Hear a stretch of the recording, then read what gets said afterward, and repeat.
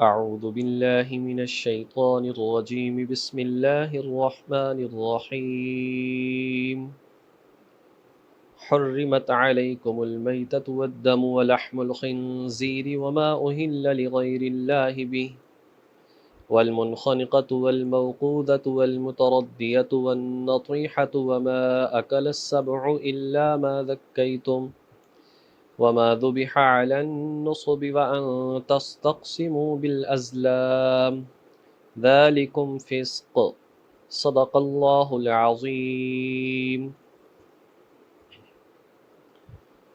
حرمت علیکم المیتۃ حرام کر دیا گیا ہے تم پر مردار کا کھانا، والدم اور خون، ولحم الخنزیر اور خنزیر کا گوشت، وما اہل لغیر اللہ بہ اور وہ کہ جسے خاص کر دیا گیا ہو اللہ کے غیر کے لیے۔ لفظی ترجمہ ہوگا وما اہل لغیر اللہ بہ اور وہ کہ جس پر اللہ کے غیر کا نام پکارا گیا ہو، اہل پکارنا، آواز کا بلند کرنا، والمنخنقۃ اور وہ جانور جو گلا گھٹنے کی وجہ سے مر جائے وہ بھی حرام ہے، والموقوذۃ جو چوٹ لگنے سے جانور مر جائے وہ بھی حرام ہے، والمتردیۃ اور جو اوپر سے گر کر مر جائے وہ بھی حرام ہے، والنطیحۃ اور جسے کوئی دوسرا جانور سینگ مار کر مار دے وہ بھی حرام ہے، وما اکل السبع الا ما ذکیتم اور وہ کہ جس میں سے درندہ کوئی درندہ کھا لے، الا ما ذکیتم مگر اسے تم ذبح کر لو، وما ذبح علی النصب اور وہ کہ جسے بتوں کے نام پر ذبح کیا گیا ہو وہ بھی حرام ہے، وَأَن تَسْتَقْسِمُوا بِالْأَزْلَامِ اور یہ کہ تم تقسیم کرو بالازلام جوئے کے تیروں کے ذریعے سے، جوئے کے تیروں کے ذریعے سے جس چیز کو تقسیم کیا جائے یا جس کا فیصلہ کیا جائے وہ بھی حرام ہے، ذالکم فسق یہ جو ساری باتیں ذکر کی ہیں، ذالکم یہ ساری کی ساری جو باتیں ذکر کی گئی ہیں ان کے بارے میں ارشاد فرمایا کہ یہ ساری باتیں سخت گناہ کی ہیں، فسق و فجور میں سے ہیں، یہ ساری باتیں گناہ کی باتیں ہیں، ان کا استعمال کرنا، ان چیزوں سے باز نہ آنا۔ اللہ تبارک و تعالیٰ نے قرآن کریم میں حلت اور حرمت کے حوالے سے جو قوانین ہمیں عطا فرمائے ہیں ان پر چلنا نہایت ہی ضروری ہے، اور انسان کی کامیابی اور ناکامی کے اندر اس کا بہت بڑا دخل ہے۔ کوئی بھی چیز ہے، چاہے وہ لباس کے حوالے سے ہے، چاہے وہ کھانے پینے کے حوالے سے ہے، چاہے وہ معاملات کے حوالے سے ہے، چاہے وہ بات کرنے نہ کرنے یعنی زبان کے حوالے سے ہے، چاہے وہ آنکھوں کے حوالے سے ہے، دیکھنا نہ دیکھنا، یہ آپس کے معاملات ہیں، نکاح کے معاملات ہیں، کاروبار کے معاملات ہیں، ازدواجی معاملات ہیں، ان میں کچھ چیزیں ایسی ہیں جو اللہ پاک نے حلال اور جائز قرار دی ہیں، کچھ چیزیں ایسی ہیں جو اللہ پاک نے ناجائز اور حرام قرار دی ہیں۔ ان چیزوں کو نہ سمجھنا اور ان کے مطابق اپنی زندگی کو نہ گزارنا یہ بہت بڑے نقصان کی بات ہے۔ کامیابی حاصل کرنے کے لیے ان چیزوں کا جاننا ضروری ہے، اور جاننے کے بعد ان باتوں پر عمل انتہائی ضروری ہے۔ تو کھانے پینے کے حوالے سے جو قوانین اللہ پاک نے دیے ہیں، جن کچھ چیزوں کو، چند چیزوں کو حرام قرار دیا ہے، ان میں سے کچھ کا تذکرہ آ رہا ہے۔ تو ارشاد فرمایا کہ حرمت علیکم المیتہ مردار تمہارے لیے حرام ہے، وہ جانور جو مر جائے وہ تمہارے لیے حرام ہے، طبعی موت مر جائے یا ویسے مر جائے جن کا ذکر آگے آ رہا ہے، تو ان کا کھانا مسلمانوں کے لیے حرام ہے۔ اس کی وجہ ایک تو ویسے بھی اس کے اندر خرابی بہت زیادہ ہے، خون اس کے اندر ہوگا جو بہت زیادہ خرابیوں کا سبب ہے، بیماریوں کا باعث ہے، جراثیم کا باعث ہے۔ اس وجہ سے یہ جانور مردار جو ہے یہ حرام ہے، لہٰذا اس چیز سے بچنا انتہائی ضروری ہے۔ نبی پاک صلی اللہ علیہ وسلم نے ارشاد فرمایا، احلت لنا میتتان السمک والجراد، صرف دو ایسے مردار ہیں جو ہمارے لیے حلال ہیں، ایک مچھلی ہے اور دوسری ٹڈی ہے جو فصلوں پر حملہ کرتی ہے۔ اس کے حوالے سے فرمایا کہ ان کا ذبح کرنا کوئی ضروری نہیں ہے، لہٰذا اس سے پتہ چلتا ہے اگر مچھلی اس کو یا ٹڈی جو ہے اس کو اگر کوئی غیر مسلم بھی بیچ رہا ہو تو اس سے لیا جا سکتا ہے، اس لیے کہ اس کا تعلق ذبح کے ساتھ نہیں ہے۔ لیکن اگر کوئی غیر مسلم ہے اور وہ جانور ذبح کر کے بیچتا ہے، چاہے وہ جانور حلال ہی ہو جیسے بکرا ہے، بھیڑ وغیرہ ہے، یا اسی طریقے سے جو ہے گائے وغیرہ ہے، تو ظاہر ہے کہ ہمیں اس بات کا یقین نہیں ہوگا کہ اس نے کیسے ذبح کیا ہے یا یہ کہاں سے لے کر آیا ہے، تو بہرحال اس کا جو ہے وہ ذبیحہ وہ حلال نہیں ہوگا۔ لیکن ان کو مچھلی ہے تو اس کو ذبح کرنے کی ضرورت نہیں ہوتی، تو اس اعتبار سے اس کو ویسے ہی کھانا جائز ہے۔ پھر غیر مسلموں نے بہت سارے اعتراضات اس حوالے سے کیے، چنانچہ حضرت مولانا قاسم نانوتوی رحمۃ اللہ علیہ سے غیر مسلموں نے یہ سوال کیا، خصوصاً ہندوؤں کا زیادہ جو ہے ان سے واسطہ پڑتا تھا،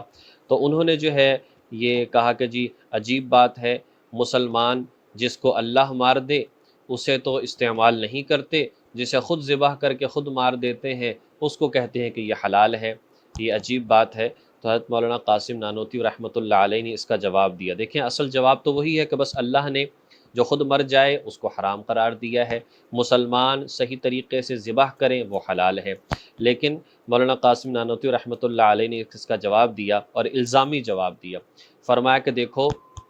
ایک پانی وہ ہے جسے تم زمین سے بور کر کے پھر نکالتے ہو، اور ایک پانی وہ ہے جو تمہارے جسم سے خود نکلتا ہے، تو جو خود نکلتا ہے اسے تم حرام اور ناجائز سمجھتے ہو جو پیشاب کی صورت میں ہے، اور جسے خود زمین سے نکالتے ہو اسے پاک سمجھتے ہو۔ تو یہ کیا بات ہوئی، جسے اللہ نکالے اسے حرام سمجھو، جسے خود نکالو اسے حلال سمجھو، بالکل وہی بات ہے جو کہ یعنی جس طرح سے وہ بات کرتے تھے، لیکن اصل بات وہی ہے جو اللہ تبارک و تعالیٰ نے ارشاد فرما دی ہے۔ والدم، دوسرے نمبر پر ارشاد فرمایا کہ خون، بہتا ہوا خون، سورۃ الانعام میں یہ بات آئی کہ دم مسفوح، بہتا ہوا جو خون ہے، جب جانور کو ذبح کیا جاتا ہے جو خون بہتا ہے، اس خون کا استعمال کرنا جائز نہیں ہے، کسی بھی کام میں لانا اس کا جو ہے وہ جائز نہیں ہے۔ اسی اعتبار سے جو ہے اس سے یہ بات سمجھ میں آ گئی، کلیجی بھی خون ہی ہوتا ہے،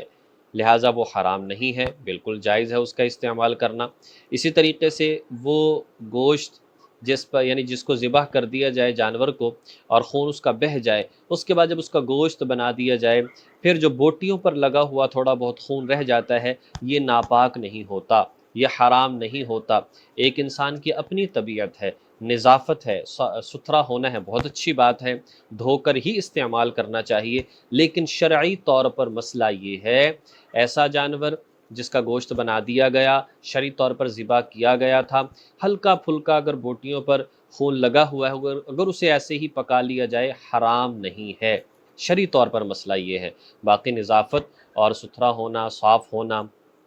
اسی طریقے سے جو ہے اس میں ظاہر ہے کہ اس کو پاک ہی کرنا چاہیے، ظاہر ہے کہ اس کو دھونا ہی چاہیے، لیکن وہ جو خون لگا رہ جاتا ہے اگر وہ کپڑوں پر بھی لگ جائے تو اس سے نماز پڑھنا بھی درست ہوتی ہے، اس لیے کہ وہ بہتا ہوا خون اب نہیں رہا۔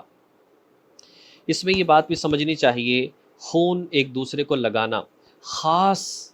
کوئی ایسی مجبوری ہو، ڈاکٹرز یہ فیصلہ کریں کہ اگر خون نہ لگایا گیا تو اس کی جان کا مسئلہ بن جائے گا، اس صورت میں تو خون لگانا بالکل جائز ہے، لیکن معمولی نوعیت کے امراض جو ہوں ان میں خون لگانا یہ فقہا کے نزدیک بھی ناجائز ہے، اس لیے اشد مجبوری کے بغیر خون نہیں لگانا چاہیے، یہی کوشش کرنی چاہیے کہ اور کسی طریقے سے میڈیسن یا خوراک کے ذریعے سے اس کی کمی کو پورا کر لیا جائے۔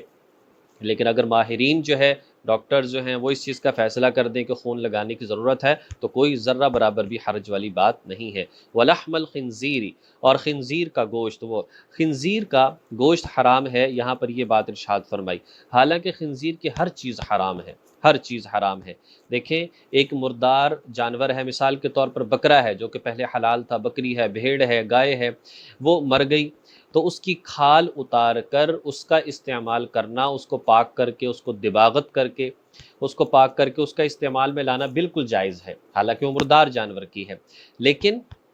جو خنزیر ہے اس کو شرعی طور پر ذبح کر دیا جائے تاہی تکبیرات کو پڑھ کر، تب بھی اس کا ذرہ برابر کوئی بھی عضو، چاہے وہ بال ہوں، چاہے وہ کھال ہو، چاہے وہ گوشت ہو، وہ جائز اور حلال نہیں ہے۔ یہاں پر گوشت کا اس لیے ذکر کیا ہے کہ اس لیے کھایا صرف گوشت جاتا ہے، اس لیے فرمایا کہ وَلَحْمَ الْخِنْزِيرِ، کہ خنزیر کا جو گوشت ہے یہ حرام ہے اور ناجائز ہے، اس سے فائدہ حاصل کرنا جو ہے وہ جائز نہیں ہے۔ اور اس کی بنیادی وجہ ایک تو یہی کہ اللہ پاک نے حرام قرار دے دیا، جو سب سے بڑی وجہ ہے۔ دوسرا یہ ہے اس لیے کہ یہ گندگی کھاتا ہے، اس وجہ سے جو ہے اس کا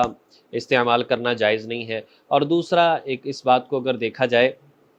کہ جو دوسرے جانور ہیں ان کے اندر کچھ نہ کچھ حیا پائی جاتی ہے، کچھ نہ کچھ حیا پائی جاتی، چاہے کیسے ہی جانور ہوں۔ ایک نر جانور ہے اور اس کے سامنے مادہ ہے، تو وہ اگر کوئی اور نر جانور بھی ہو تو وہ نر کبھی بھی اس مادہ سے اس نر کے ہوتے ہوئے نہیں ملتا،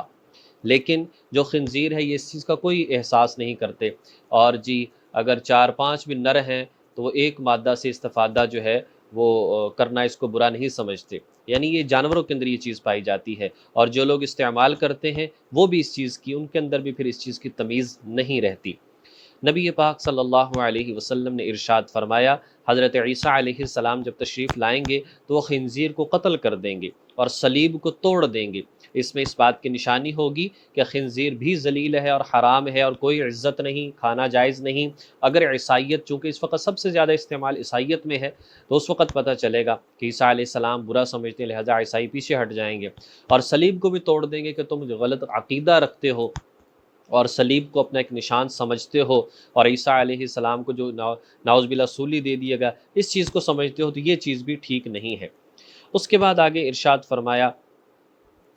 وما اہل لغیر اللہ بہ، اور وہ جانور کہ جسے اللہ کے غیر کا نام لے کر ذبح کیا گیا ہو، یا اللہ کے غیر کے نام پر جو ہے جس کی قربانی کی گئی ہو، وہ جانور بھی حلال نہیں ہے۔ اس کا مطلب یہ ہے کہ بعض بزرگوں کے نام کی نیاز دینا، نیاز دینے کا مطلب یہ ہے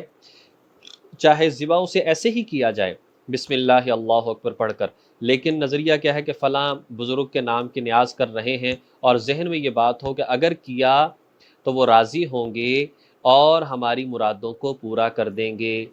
اگر نہ کیا تو وہ ناراض ہو جائیں گے اور وہ بزرگ ہمارے کام خراب کر دے گا۔ اس نیت سے کسی بھی شخصیت کے حوالے سے قربانی کو کرنا یا نیاز کو دینا یہ ناجائز ہے، یہ حرام ہے، چاہے اللہ کا نام لے کر ہی ذبح کیا گیا ہو۔ باقی اور دوسرا وہ کہ جی کسی بتوں کے نام پر ذبح کرنا، اس کی بات آگے آ رہی ہے، لیکن یہاں پر بات یہ ہے کہ نیاز اس انداز میں دینا کہ جی اگر دیا تو وہ راضی ہوں گے اور ہماری بگڑیاں بنا دیں گے، نہ دیا تو وہ ناراض ہو جائیں گے اور ہمارا کام خراب کر دیں گے، اس نیت کے ساتھ ایسے ذبح کرنا ہی جائز نہیں۔ باقی ایصال ثواب کے لیے کرنا، کسی کے لیے ذبح کرنا اللہ کا نام لے کر اور نیت یہ کرنا کہ اللہ اس کا ثواب فلاں بزرگ کو پہنچا دے، میرے والدین کو پہنچا دے، یہ بالکل جائز ہے اور بلکہ اچھی بات ہے۔ یہ بدعقیدگی کی چونکہ بات ہے، اس لیے تکبیر کے ذریعے سے بھی جانور حلال نہیں ہوگا۔ والمنخنقۃ، اور وہ جانور جو کہ گلا گھونٹ کر مر جائے، کوئی پٹا یا رسی وغیرہ اس کے گلے میں تھی لیکن گلا دبنے کی وجہ سے وہ جانور مر گیا، یا اسی طریقے سے والموقوذہ، تو چوٹ لگنے کی وجہ سے چوٹ لگی اور خون بہتا رہا اور آخرکار جانور مر گیا۔ والمتردیہ، تو اسی طرح سے اوپر سے گر کر کنویں میں کوئی جانور گر گیا اور گر کر مر گیا، یا پہاڑ سے کوئی لڑکتا ہوا کوئی حلال جانور وہ گرا اور نیچے آتے آتے مر گیا، تو یہ بھی حرام ہوں گے جانور۔ والنطیحہ، ایک دوسرا جانور جو ہے وہ سینگ مار دے دوسرے جانوروں کر لگے اور اس کی وجہ سے وہ مر جائے، تو یہ بھی جانور جو ہے وہ حرام ہے۔ ہاں جان نکلنے سے پہلے اگر ذبح کر دیا جائے تو پھر جائز ہے۔ وما اکل السبع، اور وہ جانور کہ جسے کوئی درندہ پکڑ لے اور درندہ اس میں سے کھانا شروع کر دے اور اسے زخمی کر دے، تو اگر تو وہ مر جائے جو حلال جانور تھا تو پھر تو وہ جانور حرام ہو جائے گا۔ اور اگر کسی درندے نے اس کو زخمی تو کیا ہے لیکن بعد میں وہ زندہ کسی کو مل گیا اور اس نے اسے ذبح کر لیا تو وہ حلال ہے، الا ما ذکیتم، کہ وہ حلال ہے جسے تم ذبح کر دو۔ وما ذبح علی النصب، اور فرمایا کہ جسے بتوں کے نام پر ذبح کیا جائے، نام ہی بتوں کا لیا جائے، اللہ کا نام ہی نہ لیا جائے، تب بھی حرام ہے۔ وان تستقسموا بالازلام، اور یہ کہ تم تقسیم کرو گوشت کو جو ہے جوئے کے تیروں کے ذریعے سے۔ لوگ اس طریقے سے کیا کرتے تھے، 3 طرح کے تیر ایک ڈبے میں ڈال دیا کرتے تھے، کچھ پہ لکھا ہوتا تھا لا، کچھ پر لکھا ہوتا تھا نعم، اور کچھ خالی ہوتے تھے۔ اور اس کے بعد جو ہے بعض اوقات ایسا کرتے کہ جی میں نے سفر کرنا ہے تو نکالتے، اگر لا والا نکلتا تو اس کا مطلب ہے کہ ہم نے سفر نہیں کرنا چاہیے، نقصان ہوگا۔ نعم والا نکلتا تو وہ کر لیتے، چاہے نکاح کا معاملہ ہے چاہے کوئی کاروبار کا معاملہ ہے تو ایسے کرتے۔ اور اگر خالی نکل آتا تو پھر اس کا مطلب ہوتا تھا کہ دوبارہ سے کوئی تیر نکالا جائے، ایسے وہ کرتے، یہ بھی ناجائز ہے۔ اسی وجہ سے جو ہے ہاتھ کا کسی کو دکھانا اور شرط لگانا اور اس طریقے سے جوا اور لاٹری، یہ سب چیزیں جو ہیں یہ بھی ناجائز اور حرام ہیں۔ وَأَن تَسْتَقْسِمُوا بِالْأَزْلَامِ کے ایک دوسرا مطلب احادیث میں بیان فرمایا کہ وہ لوگ جو ہے جانور، مثال کے طور پر اونٹ کو ذبح کرتے، 10 حصے اس کے کر لیتے، اس کے بعد جو ہے